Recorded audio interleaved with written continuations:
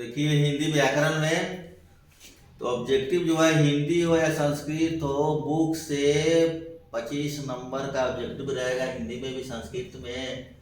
और तो ये हिंदी व्याकरण जो है इसमें भी 25 नंबर का जो ऑब्जेक्टिव है व्याकरण से रहेगा। वर्ण पाठ से जैसे वर्ण कितने हैं ऑब्जेक्टिव बताया जा रहा है। आंसर 2 है। स्वर वर्णों की संख्या कितनी है तो 11 है। व्यंजन वर्णों की संख्या कितनी है 33 है। संज्ञा कितने वेद है 5 है। सर्वनाम के कितने वेद हैं 6। विशेषण कितने वेद हैं 4। संधि के कितने वेद हैं 3 लिखना है। कारक कितने वेद हैं ये सब भी लिखना है। पहाड़ कौन सी संज्ञा है तो जातिवाचक लिखना है। मेला सेना कौन सी संज्ञा है सबूवाचक है ईमानदारी है। बचपन है कौन सी संज्ञा है तो भाववाचक है। हिमालय कौन सी संज्ञा है व्यक्तिवाचक। इस तरह से वो संज्ञा पाठ से पूछा जाता है। विशेषण किसे कहते हैं परिभाषा पूछता है। कारक की परिभाषा। क्रिया कितने हैं क्रिया के 2 भेद हैं। सकर्मक अकर्मक क्रिया। पर्यायवाची शब्द पूछा जाएगा। आँख का पर्यायवाची शब्द क्या है तो नयन है लोचन है। गंगा का पर्यायवाची शब्द क्या है मंदाकिनी है। सुरसरी देव नदी। इस तरह से मुहावरा पूछा जाएगा। वाक्य बनाने के लिए लिंग निर्णय करने के लिए ऑब्जेक्टिव जो है हिंदी में भी टच करना है। और पूछा जाएगा आपसे मुहावरा से भी। अंगूठा दिखाना मुहावरे का क्या अर्थ है तो धोखा देना। अधिकार में कौन सा उपसर्ग है तो अधि है। उपसर्ग क्या है जो शब्द के पहले जुड़कर विशेष अर्थ बताता है उसको उपसर्ग कहा जाता है। पराजय में कौन सा उपसर्ग है तो परा उपसर्ग है। नीलकंठ कौन सा समास है तो बहुब्रीहि है। दशानन कौन समास है तो बहुब्रीहि है। जो साधारण अर्थ को छोड़कर विशेष अर्थ बताए। द्वंद्व समास जिसका दोनों पद प्रधान तो माता पिता कौन समास है द्वंद्व समास लिखेंगे। लोटा डोरी दाल भात माता पिता ये सब द्वंद्व समास है। तत्पुरुष समास में जैसे राजपुत्र तत्पुरुष समास है। गंगाजल तत्पुरुष समास है। त्रिलोचन पंचवटी और ये आपको अष्टाध्यायी नवग्रह जो संख्यावाची है। संख्या से जो शब्द शुरू होता है उसे द्विगु समास कहते हैं। उसके अंतर्गत ये नवग्रह पंचवटी त्रिलोचन चतुर्भुज चौराहा ये सब द्विगु समास का उदाहरण है। संधि में भी आता है।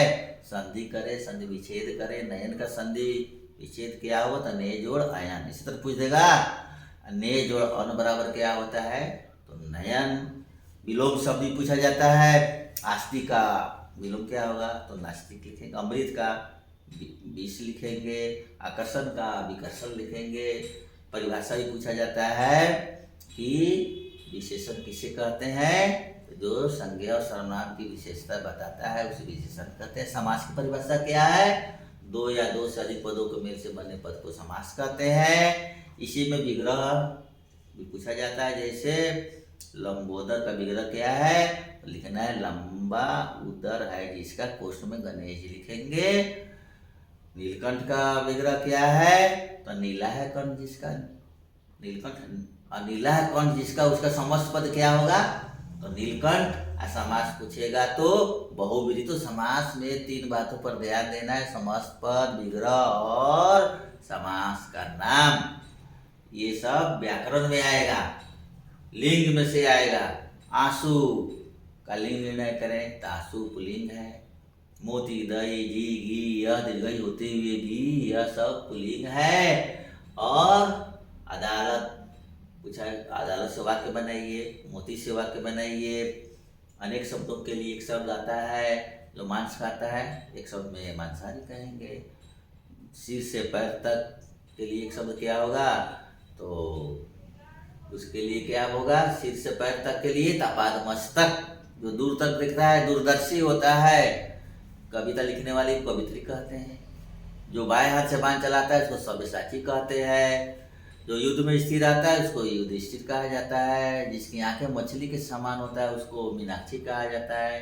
जिसकी आंखें मृग के समान हो उसको मृगनयनी कहा जाता है। कारक के कितने भेद हैं 8 भेद लिखेंगे। कारक के चिन्ह कौन कौन सा है कर्ता ने कर्म को करण से। इस तरह से ये सब चिन्ह भी याद रखना चाहिए। व्याकरण भाषा की शुद्धता है। व्याकरण वाक्य को सुंदर बनाता है, बोलने में सुनने में अच्छा लगता है। इसलिए व्याकरण पर ज़्यादा ध्यान देना है, क्योंकि हिंदी और संस्कृत दोनों में 25-25 नंबर का ऑब्जेक्टिव रहेगा। 25-25 नंबर का हिंदी से रहेगा बुक से, और व्याकरण से 25-25 रहेगा। इस तरह से हिंदी व्याकरण पर भी ध्यान देना है। संधि, समास, सर्वनाम, विशेषण, अव्यय, कारक, अनेक शब्द के लिए एक शब्द, पर्यायवाची शब्द, उपसर्ग, प्रत्यय, मुहावरा, इस सब पर इसमें से भी क्वेश्चन आंसर आता है।